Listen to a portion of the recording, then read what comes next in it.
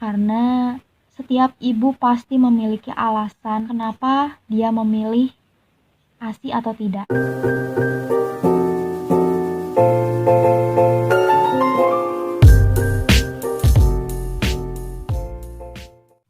Halo guys, welcome back to my channel. Kembali lagi di channel Dewi Official RH. Jangan lupa sebelum nonton video ini like, comment, dan subscribe dan nyalain loncengnya.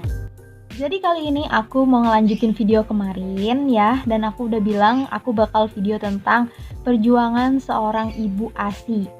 Oke bun, jadi sebelum aku cerita pengalaman aku memberikan ASI ke bayi, aku mau ngasih tahu nih alasan aku kenapa aku tetap berjuang untuk bisa menjadi ibu ASI.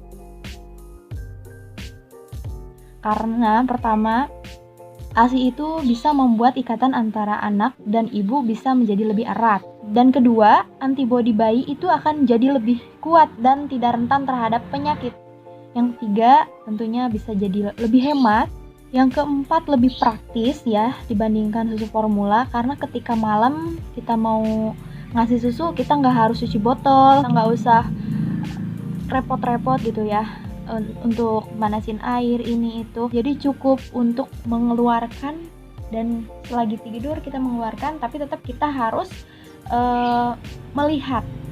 melihat apakah pelekatan antara mulut bayi dan payudara itu pas atau tidak, karena itu bisa menyebabkan kalau kita tidur kita nggak tahu ya, misalkan si payudara kita menutupi hidung bayi sehingga bayi tidak bisa bernapas, bisa jadi kan seperti itu.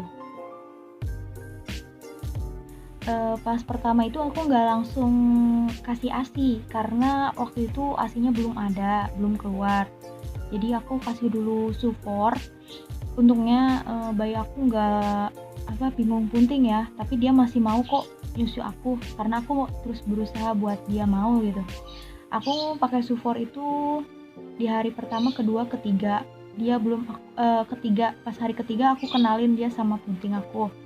Jadi meskipun puting aku nggak adaan, aku paksain buat disusuin sama bayi karena biar bayinya itu nggak bingung puting. Selama beberapa hari pakai Sufor itu bayi aku itu mencret, dan kata suster itu normal karena kalau bayi baru lahir itu memang seperti itu. Aku juga komplain terus ke suster, kenapa kok bayi aku sering banget BAB, dan kata susternya itu wajar, nggak apa-apa katanya.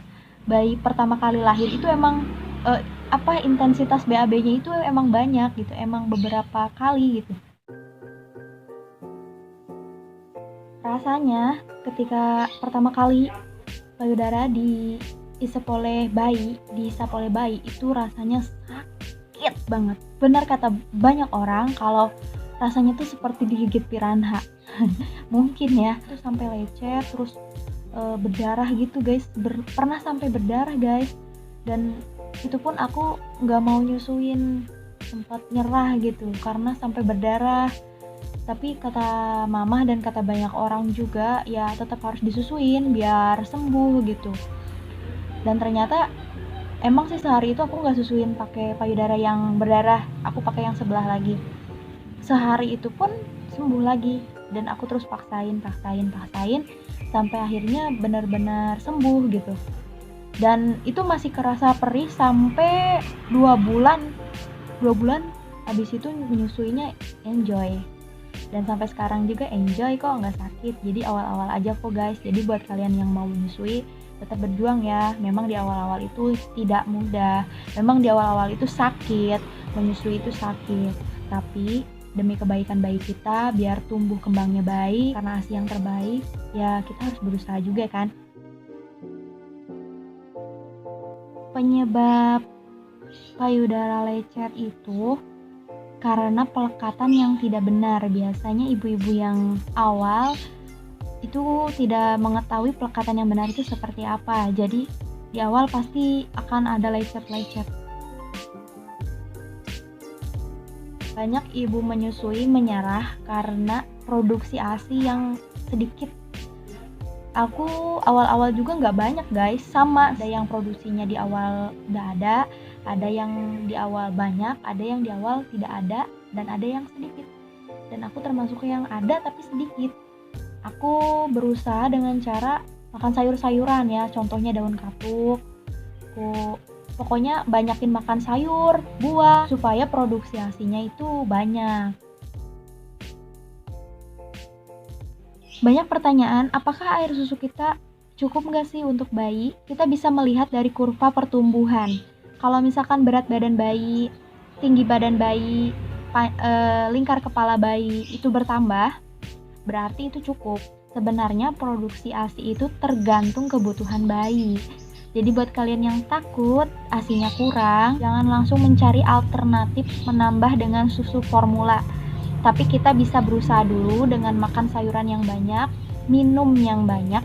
Karena dulu aku pun sama, aku pun merasa nggak cukup ya, kayaknya ASI aku nggak cukup ya. Makanya aku tambahin sehari itu, tambahin 30 ml susu formula selama 1 bulan. Jadi aku tuh benar-benar belum berani, belum percaya diri dengan produksi ASI aku gitu.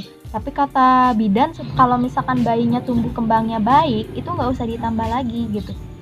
Tapi karena aku khawatir, makanya aku tambah. Itu pun cuman sehari sekali aku kasih. Dan setelah itu benar-benar lepas. Dan sekarang bayi aku benar-benar nggak mau dengan DOT. Dia nggak mau pakai DOT. Pernah aku pompa payudara aku masukin ke DOT dan aku minumin ke bayi, dan bayinya nggak mau guys, dan itu kebuang sia-sia. Dan bayi aku juga nggak suka pakai ini, apa namanya, empeng. Jadi kalau dikasih empeng itu dikeluarin lagi.